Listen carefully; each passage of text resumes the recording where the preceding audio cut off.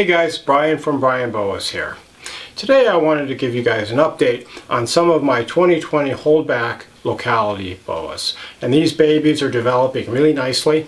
And I thought this might be helpful because a lot of you guys are interested in babies that are going to be available this year.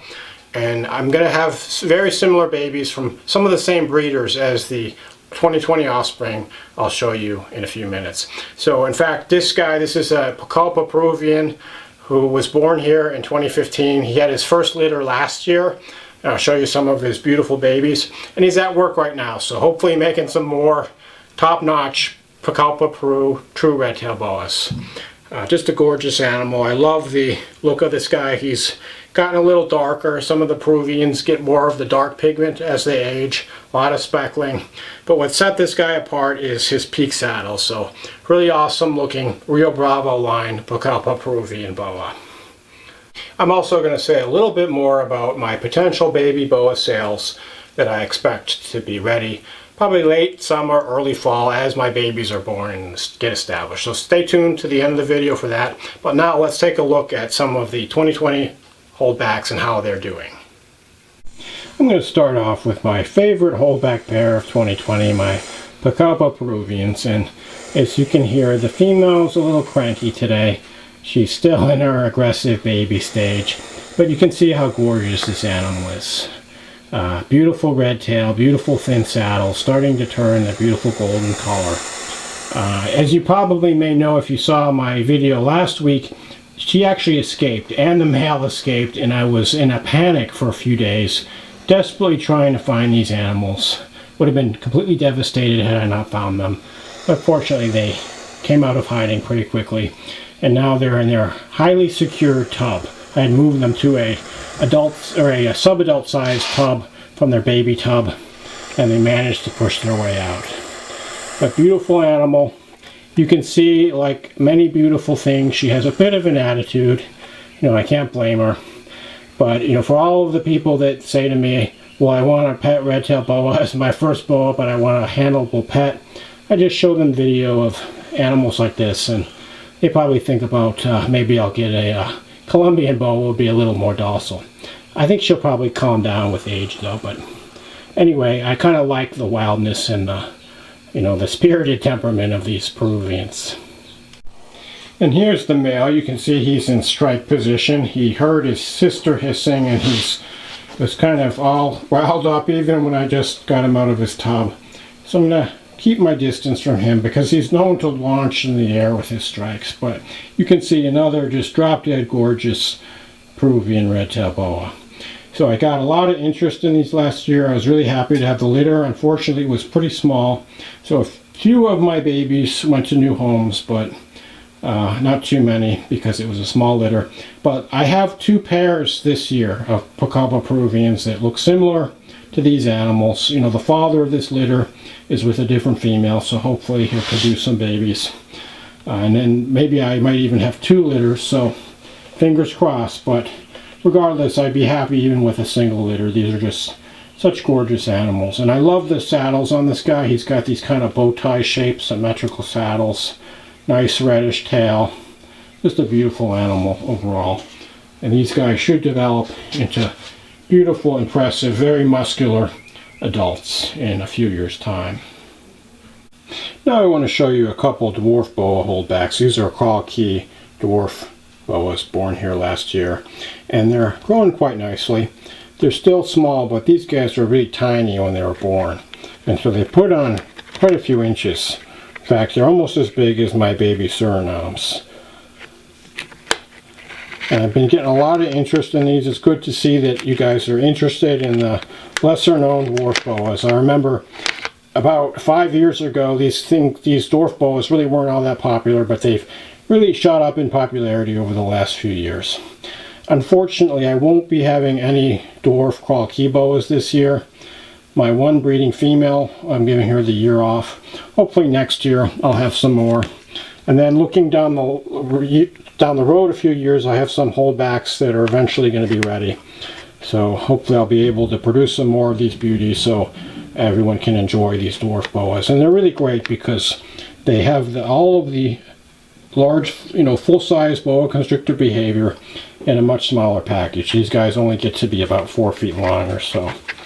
Really cool animals. And here's the closer look. You can see the beautiful aneurystic looking markings on this Locality female. Or actually, this is my male rather. And here's a female Locality Holdback. This one just really stood out because of this beautiful stripe she has towards her tail. You can see about a quarter of her body is this stripe. But what I really like about this animal is she has these beautiful symmetrical saddles for the first 2/3 or so of her body, and then the stripe, and then a few blotches on the tail. Just a real cool markings. And you can see she's grown quite a bit also. She's probably bigger than my Surinames are right now. I'll show you my Surinames in a minute, but they've just been growing pretty slowly as is expected.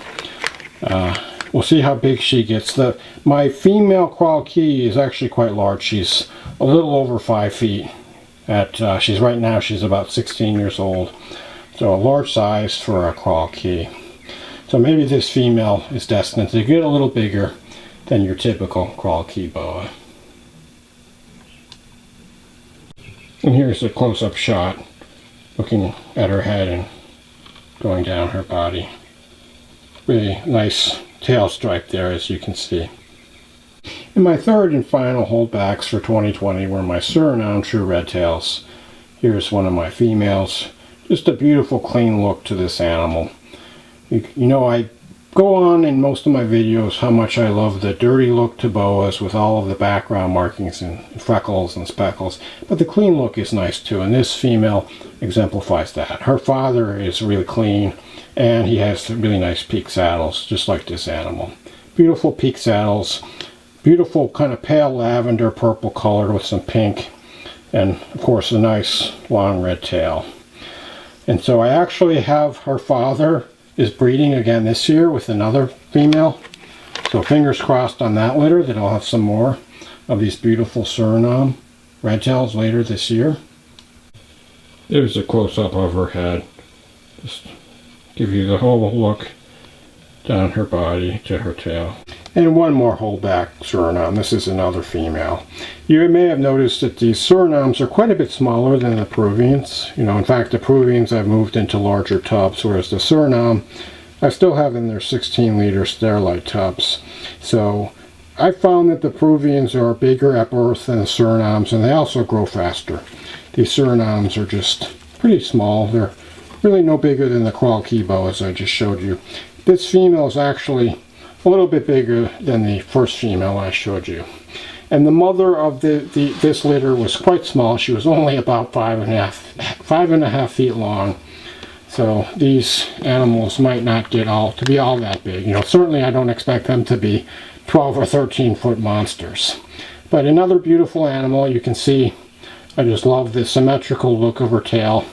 And this animal has a little bit more blocky saddles. They're really nice blocky peak saddles.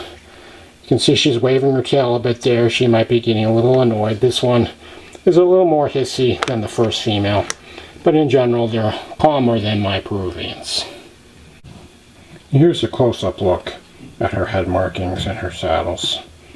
Real nice animal. Looking forward to watching this one grow up over the years. So those are some of my favorite 2020 holdback Locality Boas, born right here at Bryan Boas. And I have similar pairings going on right now, and quite a few other pairings. I got a really exciting lineup for the 2021 breeding season, really keeping my fingers crossed that I'm going to have some great boas available later this year, including some localities that I've never produced before. So it's always really exciting and fulfilling to produce a new locality, a boa in captivity. And I'll leave you with this, another look at my beautiful Picabo Peruvian male breeder, who's a F1 generation, and now we have the F2 generation of Picabo Peruvians born here at Bryan Boas. And really hoping for some more of these beauties. A lot of you guys have been reaching out about prices and availability. I don't have any prices. I don't determine prices until after the babies are born and they're established. So it's going to be at the earliest late summer or even early fall before the babies will be ready. So just please bear with me. You know, breeding boas is a slow process, but it's really worth it. And as far as where you can see babies that are available, please stay tuned for future episodes of the Brian Boas Show, where I'll go over the anticipated offspring and when they're going to be available. So there you have it, some of my 2020 Locality Boa holdbacks. Hope this video was helpful. As always, shoot me any questions you may have, and thanks for watching and enjoy your boas.